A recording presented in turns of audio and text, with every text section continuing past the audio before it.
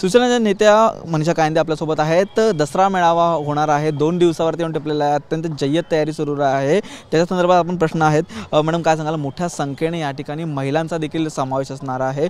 महिलांसाठी कशा प्रकारे आहे जी तयारी आहे ह्या दसरा मेळाव्यासाठी करण्यात आलेली आहे आणि त्याच अनुषंगाने पाहायचं झालं तर अनेक जिल्ह्यातून कशा प्रकारे काही रचना ठरलेली आहे का, आणण्यासंदर्भात काही चर्चा झाली का, त्याबद्दल सर्वप्रथम तर मी सांगू इच्छिते की शिवसेनेच्या 57 वर्षाच्या इतिहासामध्ये पहिल्यांदाच मोठ्या प्रमाणात महिलांना पेरेंट बॉडीमध्ये म्हणजे जे मुख्य पर्वात महिलांना आणलेलं आहे।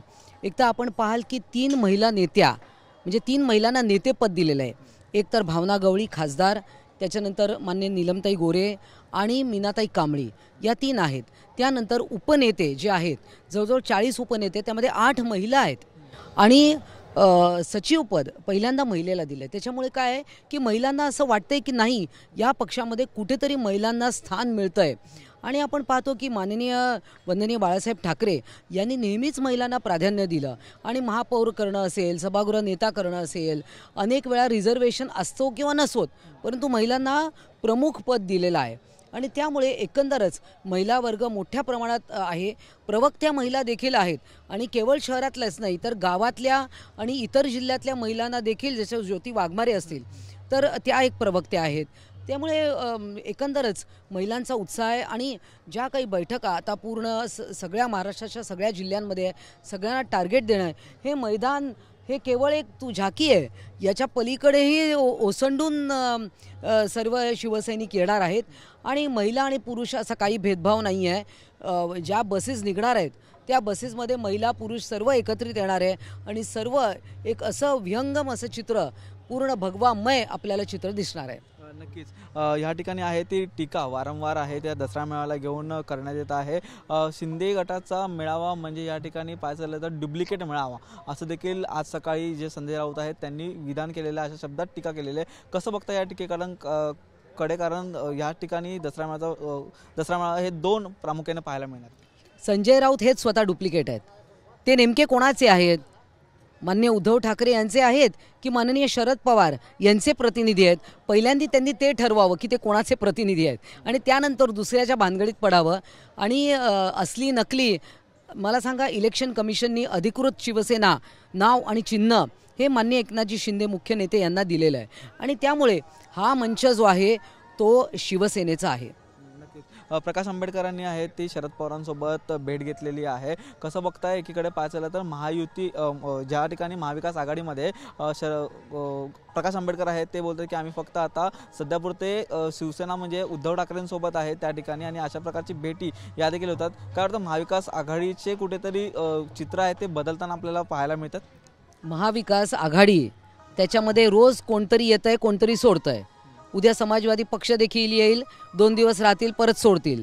त्यानंतर MIM सुद्धा येऊ शकतं, ते 2 दिवस दाखवतील, येतील। त्यामुळे महाविकास आघाडीला कोणतंही भवितव्य नाही, कारण त्यांच्याकडे रोजच समीकरणं बदलत आहेत आणि प्रकाश आंबेडकर यांचं तर कधीच कोणाशी पटलेलं नाही आहे आणि त्यामुळे महाविकास आघाडीकडे लोक काय दृष्टिकोनातून बघतील आणि निवडणुकीला यांचं कोणचं, लोकांना देशाच्या भवितव्याची चिंता आहे आणि महाविकास आघाडीतल्या प्रत्येक घटकाला स्वतःच्या मुलामुलींची चिंता आहे। नक्कीच पाहिजे झालं तर या ठिकाणी या सरकारच्या माध्यमातून कंत्राटी भरती केली जाते अशा प्रकारचे आरोप आहेत ते देखील होत आहेत। यामध्ये महत्त्वाचं विधान म्हणजे जे आता मुख्यमंत्री आहेत आणि उपमुख्यमंत्री आहेत त्यांची देखील कंत्राटी पद्धतीने भरती करतायत का किंवा केली जावी का, अशा प्रकारचे प्रश्न जे आहेत ते आरोप या ठिकाणी विरोधकांकडून। हे अत्यंत बालिशपणाचं वक्तव्य आहे।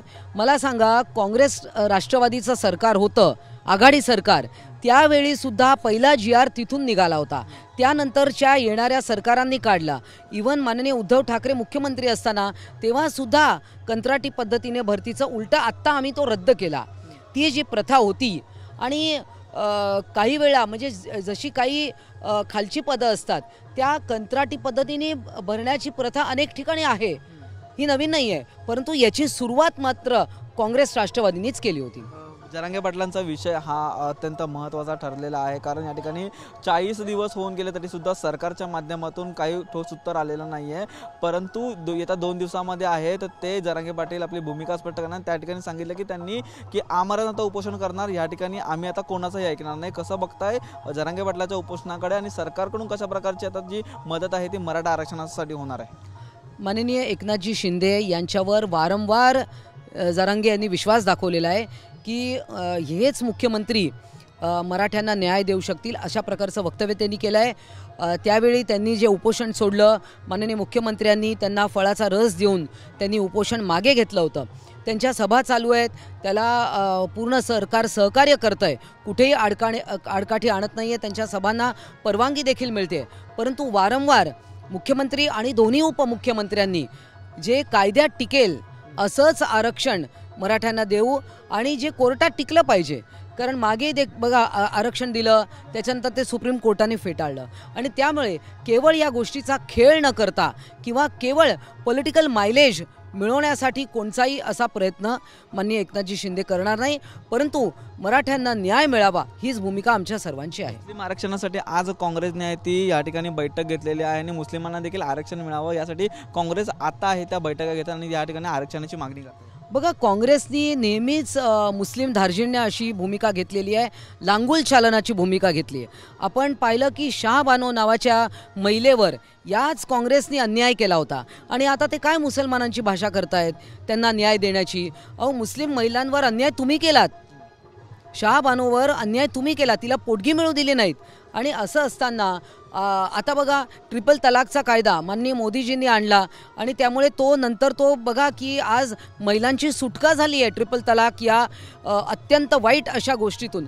आणि त्यामुळे काँग्रेस नेहमीच लांगुल चालण्याची भूमिका असते.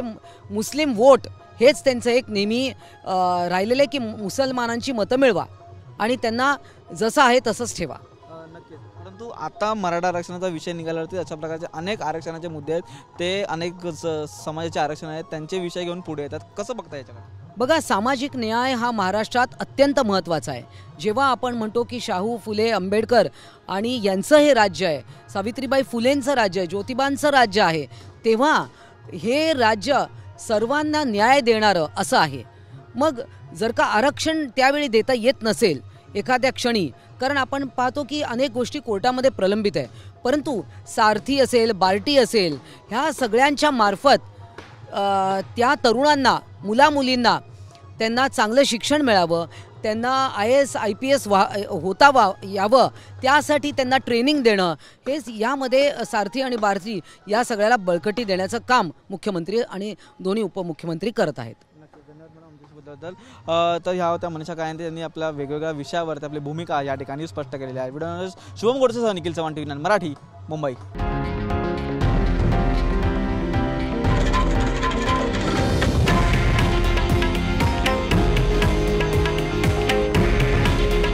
हे आहे देशातील नंबर 1 न्यूज नेटवर्क आणि आपण पाहत आहात TV9 मराठी. काळजी तुमची, हित महाराष्ट्राचं.